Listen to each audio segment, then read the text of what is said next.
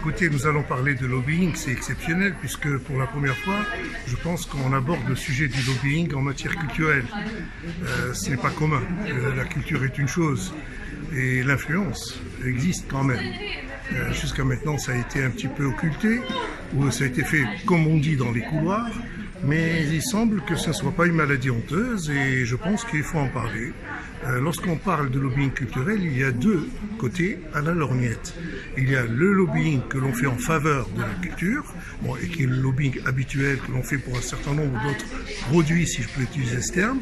Et il y a également la culture qui sert de vecteur au lobbying et qui est utilisée généralement par des États ou un certain nombre d'institutions ou un certain nombre de communautés qui utilisent la culture comme un moyen pour intervenir en faveur d'une image ou en faveur d'un message.